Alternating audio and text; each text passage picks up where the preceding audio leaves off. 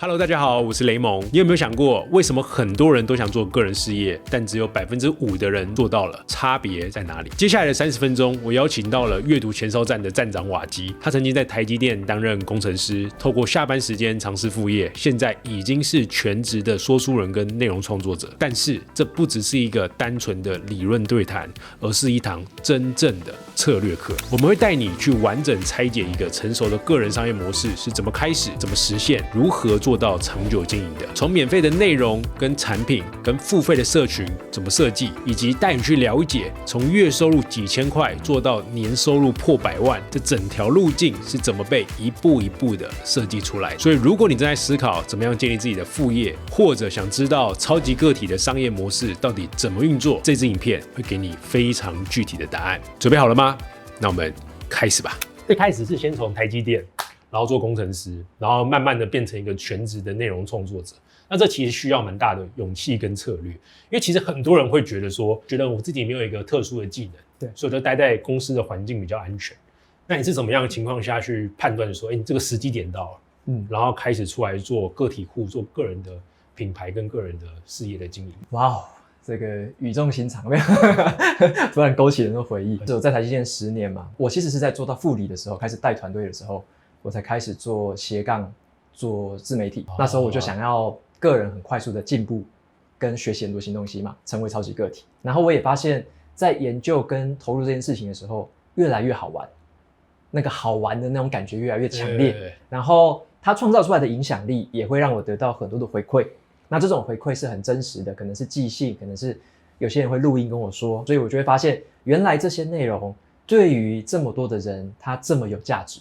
对，所以我就很深刻的体会到，那也因此跟我在职场上面的关系做一个对照，我就会去思考说，像在半导体的职场里面，我所贡献的价值是什么？是不是这么样的非我不可？我就会一直讲到这4个字，非我不可。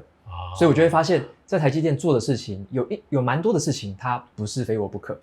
它很多人都可以做，或者说有些人可能也做得还不错，甚至做得比我好，也有可能。对，所以我就会思考到说，这个地方我的价值是不是有这么样的独特？那我就会思考另外一个领域，那在另外我经营自媒体做说书的领域，它是不是非我不可？它能不能让我有更大的一个贡献感？对，跟那个影响力是不是可以更大的扩散，可以帮助到更多，直接帮助到更多的人？权衡之后，我就会发现，那我更想要投入的是哪一种做着非我不可的事情，而且是我会很喜欢，就是可能我们觉得一天工作8小时，对不对？我会希望说这8小时里面，我都可以在做着我很喜欢的事情，是它刚好又创造很多价值，又带来很多影响力。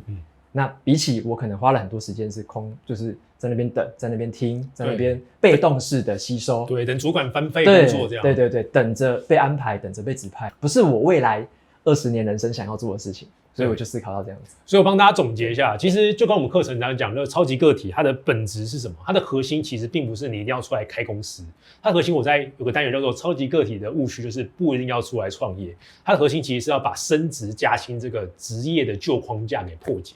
因为我们要去思考，就刚刚瓦基讲，就是我到底能够交换带来什么样的价值，以我个体这个状况。因为其实很多时候我们在公司的这个职位分配或是分工底下，其实很多时候我们变成是我们做的事情是别人分我们去做的，可是我们没有去思考说到底是什么是我自己独特的。像瓦基就说他可能读书，然后读完书之后去解决一些任务型的专案，这东西会给他一些莫大的快乐跟成就感，因为他把自己的故事、自己的观点、想法，然后从0到1的去把它融入在他的所吸收的东西，也要做出一个属于他的作品。对，所以其实想要跟大家讲，就是瓦基跟我也不会是一做副业就马上就有这个专业的技能，而是我们透过一个很重要，他刚刚讲，就跟纳瓦尔讲，就是你要去找一个别人认为是工作，但是你认为是玩乐的事情。一开始做这件事情，他也没有部落格啊，那他也没有电子报，跟我一样啊，所以我们就会慢慢的建起来之后，做了一个比较丑陋的部落格，比较阳春的 WordPress， 但是其实慢慢会有读者来留言，然后会有一些回信啊，会有一些评价。那他有做 podcast 嘛，对吧？所以其实我们这样慢慢做下来之后，发现，这个东西可以慢慢的迭代，然后我们可以跟我们的读者、跟我们的受众一起前进。那这个过程就是成长的过程，所以不会有人就是在职场中说，突然间有一个技能，那直接掉你眼前，你捡起来就可以做副业，对吧？可是我觉得更重要的其实是你要找到你那个别人在认为是工作，但是你可以找到你自己的非你不可的那个独特性。怎么样让具体的内容可以去改变一个又一个的生命，而且这个生命是我认识我知道的生命。因为对我来说，我会觉得过去几年在做的比较像广播节目，就其实我说白了，我们很多人都是在做数位的广播而已。我们就说广播是老派的，我们不做广播了，我们做什么 podcast 什么 YouTube 什么，其实不是，就是你一对多的讲，你讲一句话可能1万个10万个人听到，而且看不到大家的行动，对，你看不到大家，你根本不认识千万个在看你内容的人，就是你知道你讲话很有影响力，可是你其实不知道到底具体的人是谁，只有数字，对，就是那个面孔全部都模糊的。我都是在跟没有面庞的人互动的话，那这样子的事情我还想再做个20年吗？不是啊，这个不是我要的。做这件广播的事情其实很有趣，没错，但其实我还有更一块是我觉得那个是我发自内心底层的需求，而且那一种需求是我觉得那个是我会想要在未来做很久很长的那件事情，所以才会回到雷蒙刚刚说的，我现在要成立这个社群是有限人数的，150人。对，那150个人有一个数字叫做邓巴数嘛。对，邓巴数就是说你能够认识你叫得出名字的人数，你能够建立起关系的人数，大致上就是150。但它是一个 range 啦，它其实是大概80几到240之间，但是一个取中间值嘛，所以大概是150。所以我就觉得我应该先从这样子的一个范围开始，那也呼应到我之前的经验，我认为大概在这样的人数之下，我可以了解每个人的故事，知道每个人的痛点，他希望达成什么目标，那一种连结跟互动是可以很深而且有持续性的。对，所以我就开始去筹备这整个社群它应该要有什么样貌，然后该怎么样去进行，想要用图形化的方式了解一下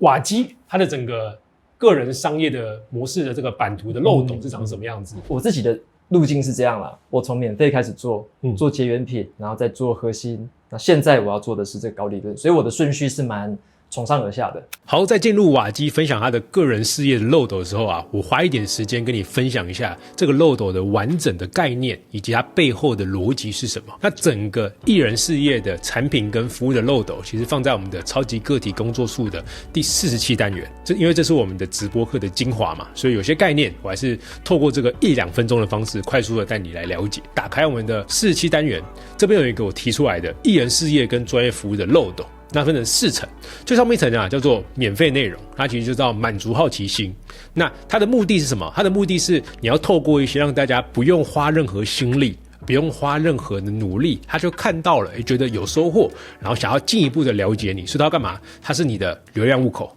他也是要干嘛？去满足那些人的好奇心，你要展示一些你做的很棒的成果。你的阅读方法是什么？你在做这个事业的 know how 是什么？你帮了哪些人达到了哪些目标？所以通常都是一些成果。然后你的目的就是让大家进入你的私人名单，可能是让他给你他的 email， 或者是让他付点小钱去买结缘品。那这个阶段的下一层会是什么？这个阶段的下一层叫做结缘品，因为他跟你付出了一点点的小东西，所以他会花更多时间跟你的内容、产品或是品牌做互动，所以会慢慢的跟你产生一种信任关系。所以在这个地方呢，我们要做的实际就是建立好我们的信任关系。这个我们是我跟我的目标用户，然后目标是什么？目标是让他们付一点小钱之后，见识到你的专业服务跟你的品牌跟其他同行的不一样，所以这个时候把你的特色给拿出来，让他想要渴望更多。那接下来第3层就是核心的，就是我们的核心产品，也就是它的价钱会比较高它的价钱通常就是1000块到5000块不等。透过这个核心产品的时候，真的能够获得到你的 know how。所以像我的课程都是我在使用数位工具我在做个人事业这些 know how， 我都会把我过往的所有的问题解决的背后的方法论提出来，直接全盘的分享给我的学员。这就是我的核心产品。那最后一个地方叫做高利润服务，通常就是少量的人，但是你要花最多的时间，然后直接让用户成功参与到你的品牌里面，成为你的忠实用户。对，所以这个就是一个一般的艺人事业跟专业服务的漏斗。好，这边我也跟你分享一下我们雷蒙30在2024年的这个漏斗。那你可以分我还有2个维度，就在这个上面其实是所谓的免费用户，它的目的是建立信任。底下呢，它就是付费用户，它的目的是提供价值或者是带来具体的改变。对，所以其实我觉得分成免费内容，就通常是讲什么，讲我为什么这样做，还有我做到了什么。那我的付费产品呢，都会讲我怎么做到的。那你需要怎么样的方法，需要做到哪些事情，才可以达到这样的目标。对，所以其实上面都是我的可能免费内容啊、电子报啊，因为我现在还不像瓦基，可能还有出书，这可能是我2026年的计划。那我这边就会多一个书的 book 这个载体，对吧？那这边就是我的简单的内容策展。那底下呢，就要是我的必修或通识课，通常就是我的线上课程，然后单次买断，然后最底下一样有我们的高价值的会员社群，就是长期订阅帮助用户成功，让我们会花最多的时间在上面，所以他就会做到得到我更多的时间跟我更多的关注。在整个漏斗上啊，其实会有一个很重要的由上往下，对用户来说啊是付出更多钱，然后去更参与你的品牌跟产品。所以它有一定的路径，你要去做设计。那对我们来说啊，其实是付出更多时间，也就是你要想办法让最上面的这个免费内容啊，基本上不花你的太多时间，因为你的时间呢，应该是放在核心产品跟高利润服务，这才是你要去把你的时间跟精力花在那些最核心的用户跟 TA 身上。那最后，因为我们要做一人事业，我们要做的其实是服务那一小波人。那怎么帮一小波人真的获得成功，这还是我们不断要去思考的事情。好，那就让我们回到现场看一下瓦基的漏斗长什么样子吧。我是非常崇尚有效。对，那我在这个免费的地方，我会定义几个大家可能比较好想象的。我举个例子来说好了，像我自己有做网站部落格，所以部落格的文章是一种，对，完全免费的。对，然后大家可能还会知道是像 FB 的贴文，IG 的贴文，包含 Threads 的贴文。好，这几个都是完全免费的，对，演算法。然后还有跟部落格比较搭配的，那时候我开始做的是 podcast， 把文章念出来，这样变成一个 podcast 节目，对，变成是有点像把文章表演出来，表演出来。对，然后 YouTube 也是，这个动词讲真好，对，不要讲自己在念稿，对，你在表演，对，好，然后 YouTube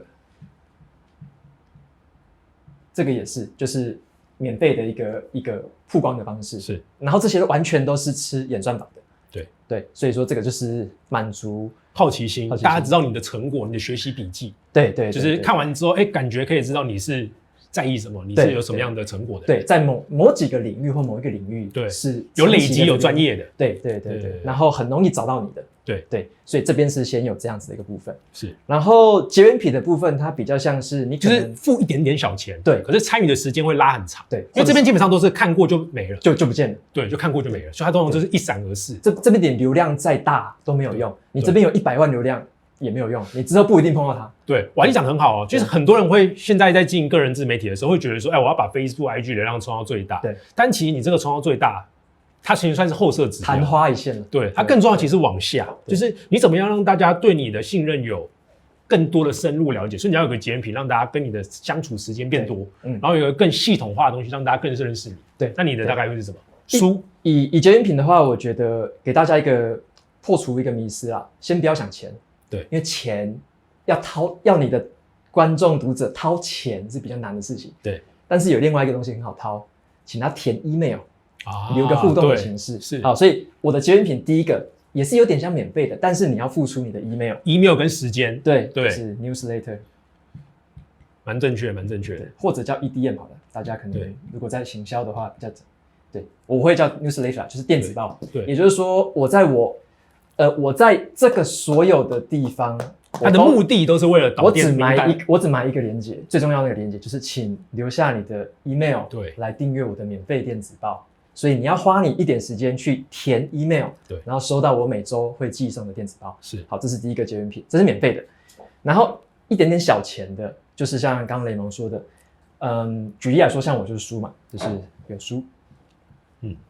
书大概一本就是200-300块，对，就是一个书，那是一个很低价的一个产品这样子。好，所以大概是这样。那如果对其他人来说，我之前其实也有做过，例如说 template， 模板。对，也是小钱，那种就或者说对，就可以联想，就是在这个之后，你可以做一点点小钱的，可能是100-200块的事情，200-300块的事情，或者是一个简报也可以，一个课程简报也可以，都是一个很小的钱，然后让大家可以去跟你交换，得到你的更深刻的一个价值，这样子。对，所以说这个就是结缘品的阶段。然后我跟大家讲这个很重要的点，就是因为你其实人就是这样，因为你要付出一点点自己的隐私，就是看刚刚那个 newsletter 的 email， 付出一点点小钱。你才会干嘛？跟这个人有信任，才更有更多的连接。你往下去进到核心产品的时候，才会更容易。我这边多加一个好了，多加一个大家可以多一个思考。那个 lead magnet， 对 lead magnet 叫做名单磁铁啊，翻译名单磁铁。顺便讲，就是大家可以搜寻化输入为输出的5堂课，对，然后那是免费的，是等于说你也是一样，你填个 email， 我每周就会寄送给你一个怎么样做笔记、怎么样阅读、怎么样写出小短文的一个小技巧给你，那就是等于说你订了之后，免费就可以得到那6堂课的6封信的内容，所以这个就是下一个结缘品这样子。所以透过这些方法，就是可以把大家继续的往下收拢。对，然后核心的产品的话，对我来说就会是上千块的东西了。是，我觉得或许这边可以跟第一个叫0好了，然后1000小于1000，对，小于1000嘛，对，小于1000。好，那这边1000到5000吧，好，到5000，这边到5000，对，然后这边大概就是5000以上。对，那对我来说的话，我的核心产品其实就是我的课程，包含我的那个叫做 online course 好了。对，就 online course 这样子，然后这个的话就是比较属于像雷蒙的超级课题工作术，对，也是一个线上课程，它就是等于说你又付了更高的价值，更高的费用。但是你又获得了更多的价值，对，然后更完整的号的系统的解法，对 know how 嘛，一些方法，一些解决的方法这样子，对，所以说在这个地方，那其实这边的话，其实对其他人来说，可能还包含一些像是 workshop， 一些实体的，对，工作坊讲座，对，或者是你要去企业内训之类，那些都是比较像是你要付高单价，但是才可以再得到的东西，对。那在最后的话，下面的话就会是属于我这边还有一个 app 啦，我后来还做一个 app。对，他做的事情有点多，对大家。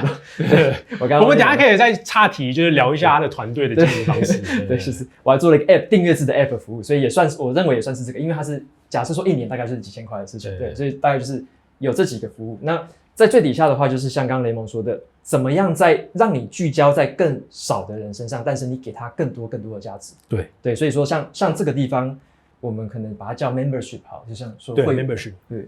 会员制度，就它可能是一段时间长期的。像我们自己的话，就是训练营的陪跑机制，就40天。然后这40天进来的时候呢，它会进入到我们的付费的社群，就是 Discord，然后它其实会开很多频道，所以我们就会在上面可能会办一些定期的活动啊、分享会啊，然后他们就可以参加，然后我们会看到他们的真实的人跟真实的改变。对，我这边也帮大家破一个迷思哦。很多人看到 membership 就会说，等一下，我这边想一下，好，假设说是3万好了，好，以下啦，这是3万以下，好，很多人看到这边会觉得很奇怪 ，YT 不是也有开订阅制吗？ Podcast 不是也有开订阅制吗？对，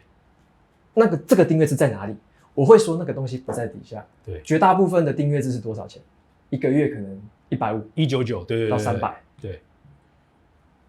这个钱对我来说，我会认为那一个订阅制比较像在结缘品，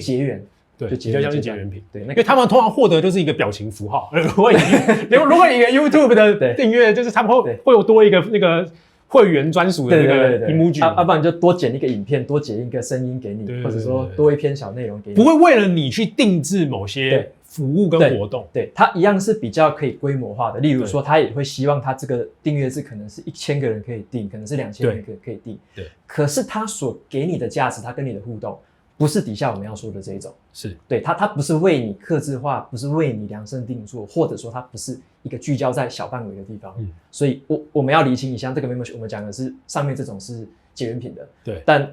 我跟雷蒙正在讲的是会是这一种，它是带来改变跟参与的。对，会有更多的参与。对，是讲的是这种。那这种的单价就是人少嘛，但是单价高这样子。我的指标很明确，我的 KPI 不是说赚多少钱，因为那没有什么意思。KPI 是说我能不能够真的认识里面每一个人。看人的需求的话，我会这样看，人其实就不外乎嘛，你要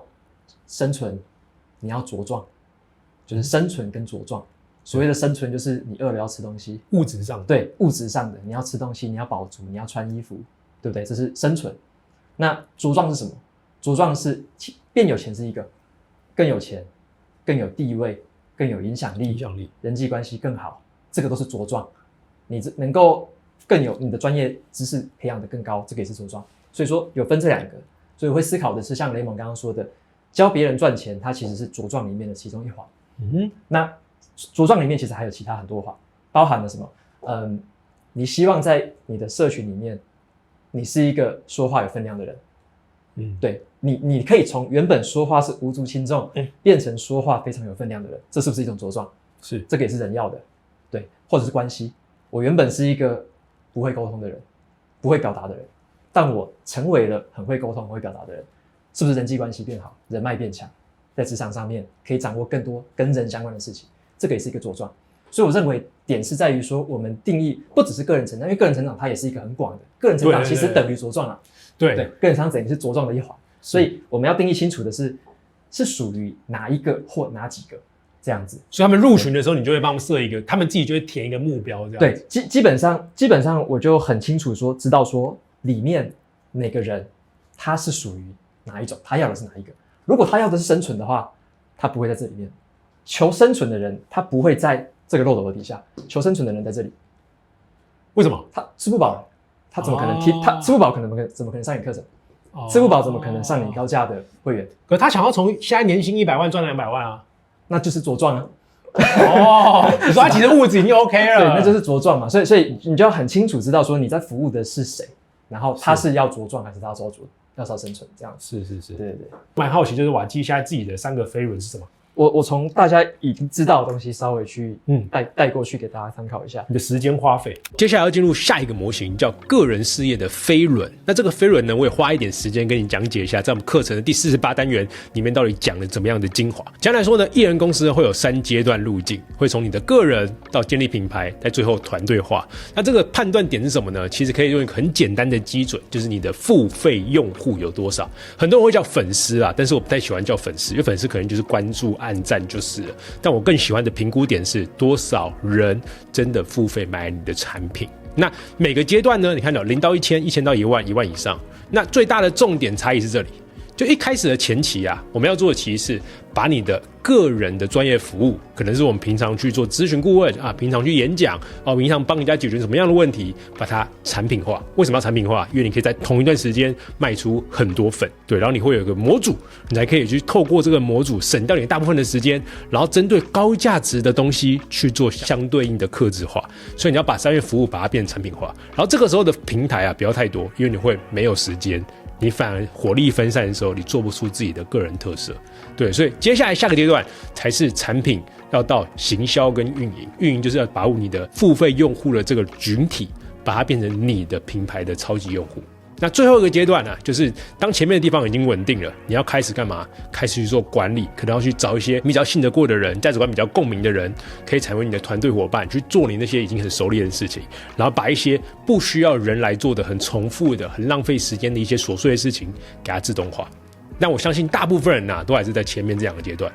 对吧？那我们来看一下，到底这个飞轮模式是在讲什么？简单来说呢，飞轮模式呢，它的底层有这个4个阶段，就我刚刚讲到的，把它换了一个图形的模式。一开始是做内容创作，你要先分享经验，累积信任。所以通常是打造出你的产品嘛，有了产品之后，你有付费用户，你就要去建立你的圈子，就要去做运营用户，让那些使用过你的产品的人会拿得出成果，让它形成一个小圈层，去影响到他们身边更多的人。所以最后这个阶段呢，就是你要去拓展合作，去行销嘛，然后把你的团队给它管理化起来，然后让你的影响力跟你的产品产生复利的效应。所以呢，在这样的情况之下，飞轮模式的概念就慢慢出来了。怎么样子呢？就像这是我2022年的品牌飞轮。当时呢，我们的产品其实有非常多的类型，但是我要去思考一件事情，什么样的事情？就是我做 A 的时候呢，可不可以帮助到 B 跟 C？ 我做 B 的时候呢，可不可以帮助到 A 跟 C？ 就是我不要做一件事情呢，它跟我其他的产品跟服务是无关的，所以很容易干嘛？我明明就是一个人，我要打3份工，这是艺人公司跟个人事业最害怕的事情。你以为你一个人可以做很多事情，没错，你很厉害，但更重要的是，不要让自己打了3份工，你要让自己的每一份工都能够帮助到其他的事业跟其他的专案项目。所以像我们来说来看一下，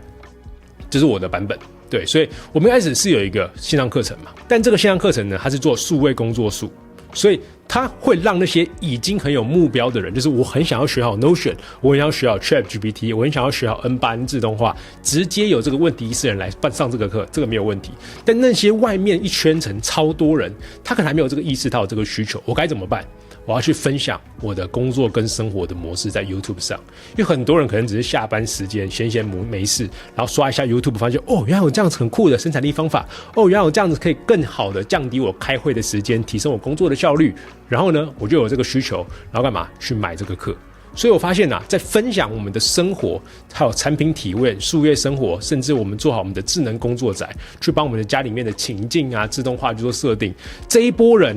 跟会买我们的课程的这群人，其实有很大的相关性。所以我就发现，其实做好 YouTube 频道，或是做好在网络上分享的主题，它是很生活化的东西，它会帮助到我们的课程的销售。对吧？就这两个会 A 跟 B 会互相加成，它就是一个正加强的一个飞轮。那重点的第3条是什么？这也是我后来才发现的，就是我其实要把我跟我用户的互动，或者是我去参加别人的 podcast 的采访。那这个采访的过程中呢，因为别人就有经营自己的频道，他们的用户、他们的粉丝、他们的听众可能会关注到，原来有市面上有这样的一个雷蒙30的存在，可以提供有 Notion 的服务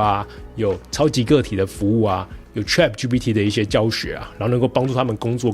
更聪明，然后生活更有品质，对吧？所以我发现其实做一些人物访谈，我去参加别人的访谈这件事情是对我很有帮助的。然后呢，我要把我的用户的故事写出来，放在我的特别打造的一个学员的故事的网站上。所以这个就是我们品牌在2024年的重心。就是我以前通常不太会去接受别人的邀约，我就觉得我好好的花我的时间打造自己的产品打造自己的品牌就好了。别人找我采访，我永远不会去。那后来我就发现说，其实比起去线下讲一些讲座的课程，参加那种会把内容留在网络上的 Podcast 访谈、YouTube 访谈，其实对我们的品牌的影响力是更大的。所以我后来还是会去参加一些访谈。如果我觉得这个对方的品牌还不错，然后准备的也很用心，我其实都会很乐意的去参加这类型的深度访谈。我也发现，就是把用户的故事好好累积出来，写在网络上，其实会对我们的课程的销售，或是对我们的品牌的影响力会有所提升。所以就来自于什么？来自于我们的用户故事，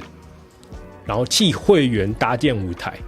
这一个专案项目是值得做的。所以就3个值得做的。第一件事情就是好好做我们的付费内容产品，然后好好分享我们的生活，然后好好去参加不同的故事的分享，不管是别人访谈我，还是我把用户的故事写出来，这就是我们品牌的正加强循环的一个飞轮模式。那接下来来跟你听听看瓦基它的品牌的飞轮模式是怎么样建构的吧。我们把这边当作是 free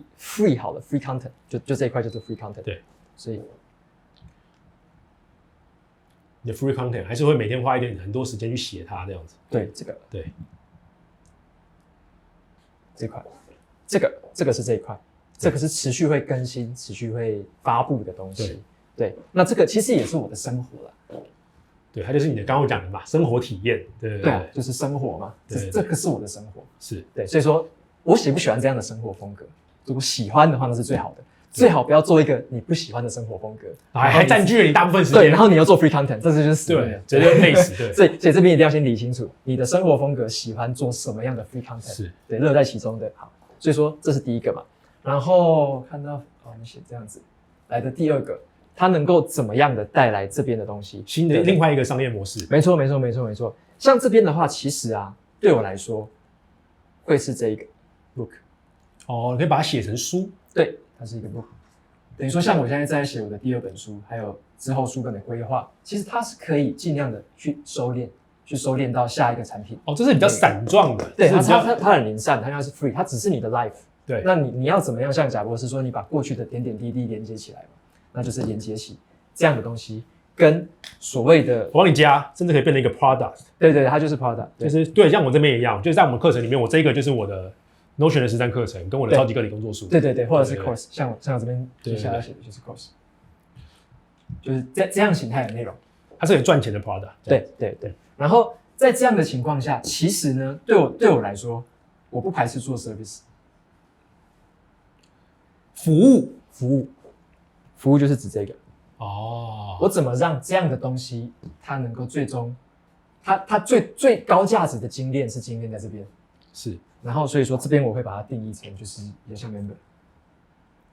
然后你跟 member 产生的互动又可以变成你的 free content 的一小部分。对，我这里面做一个机制就是说怎么样的互动，或者说你达成了什么样成果、什么样改变，你进到什么样里程碑的时候，我做一个采访。做 interview 吗？让他们的案例变成你的一个 free content。对，他的案例是什么？他改变了什么？这个东西很适合在更大程度的 promote 出去，再去宣传出去。对，所以说有点像这样子，它是一个真实案例的一个展现。对，所以我希望是透过一个这样子的一个循环去做这件事。你自己现在目前读书了5年，然后产出了这么大量的内容，你是怎么样去有自己的一个知识萃取的流程？然后从你的那堂课的画输出为输入为输出，画输入为输出，对，画输入为输出，对，就怎么样把输出当做你的终极目标？你是怎么这个流程跟大家简单分享一下？这个问题是我觉得分2种，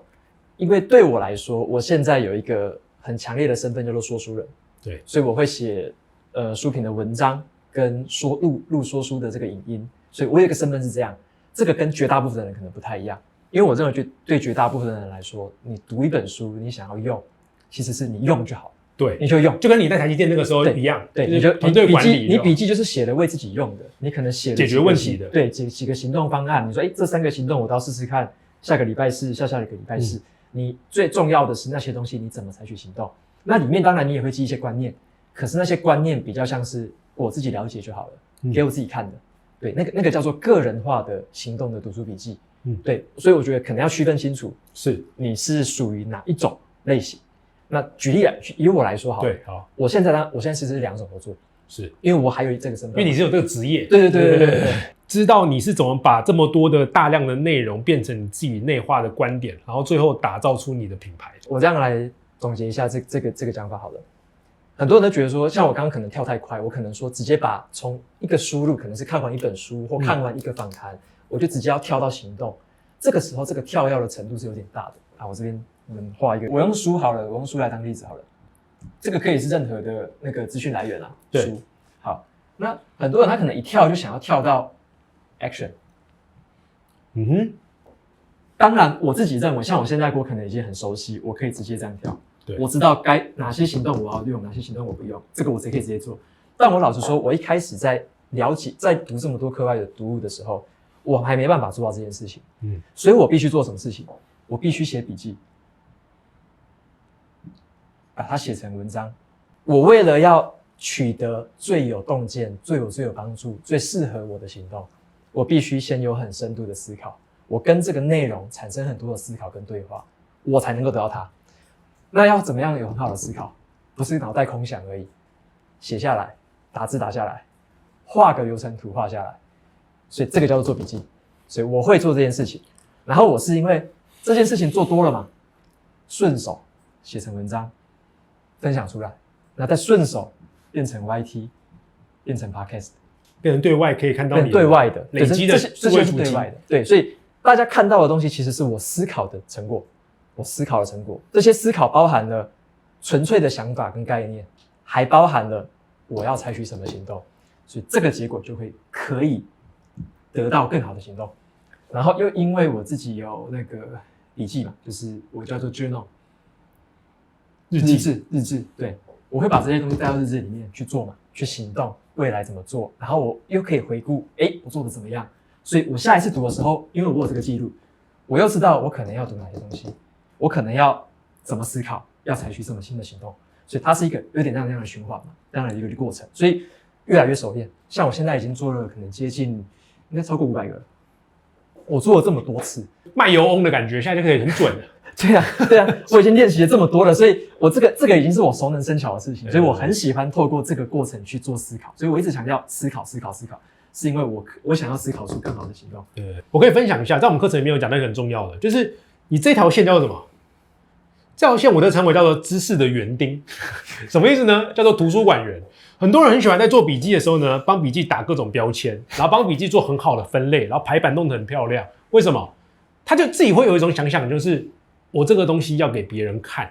可是你前面这一步都没有做到的话，你想说要给别人看的话，你会卡在这个地方花太多的时间，就排版设计等等。就是一个好的笔记是什么？你看得懂最重要。我给你一个小建议，就是等到这个群组进来发生的时候呢，我觉得最困难的是你刚刚讲的，就你前面会有个筛人的动作。对。那接下来你筛人之后呢，当这30个人真的都是付很蛮高单价的，然后他们又觉得你是要说要有行动，不然被剔除嘛。没错。他们就真的就很高行动。那这个时候很高行动的时候呢，有几个人就真的做的跟你原本想象的大方向不同，可他们就在群里面非常的积极行动。对，这个时候我们又不能扼杀他，然后我们又不能放任他，这个时候就是你最困难的时候了。我一直很喜欢的一句话，就是我在所有的团队跟外包伙伴开会的时候，我都会讲一句，就是在会议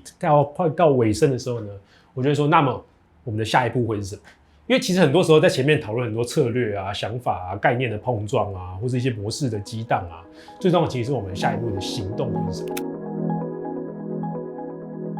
好，让我们来总结一下这一堂策略课我们学到了什么。我跟瓦基在过去有好多次的对谈，从他2022年刚出书，我去担任他的新书的座谈主持人，到他开始打造数位产品的时候，也有找我直播。这3年来啊，我看见瓦基在不同阶段的进化，所以我很开心瓦基在这次的策略课里面眼神发光的样子，因为我特别喜欢瓦基的提到的那个概念，非我不可。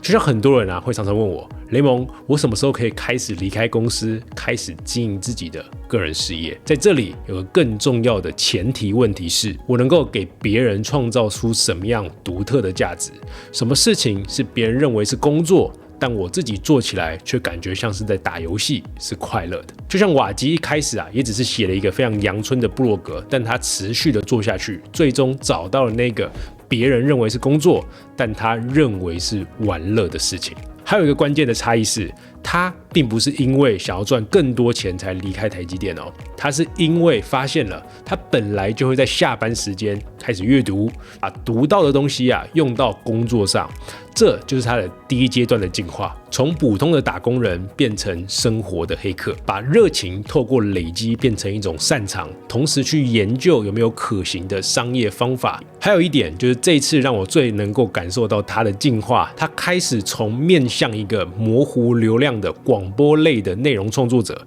渐渐转向成为一种渴望参与具体改变的人。这就是他的第2阶段，进入了一种超级个体。他说他不想要接下来10年只做那种只对陌生流量说话的工作，他想要的是知道成员的故事、成员的痛点，在他们的这个过程帮他们一起往他们的目标迈进，并见证了这种长期而且又很深的连接跟改变。所以超级个体的本质并不是叫你一定要出来创业，而是你怎么样可以不依附特定的组织或公司，但能够独立的创造价值，去寻找让自己的努力可以复利放大的系统。而这带来的最大回报并不是钱，也不是有多少流量，而是你会越来越喜欢那个愿意承担更自在的自己。所以不管你在公司的内部还是出来做自己的个人事业，你都要去问自己这3个问题。第一个，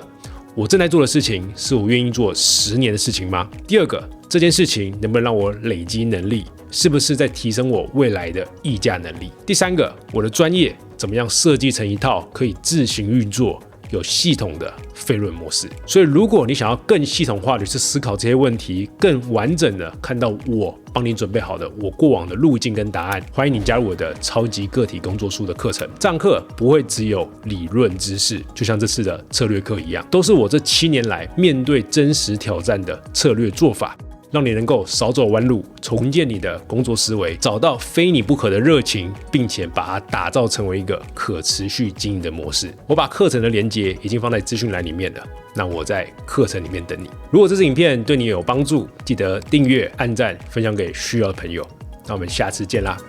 拜拜。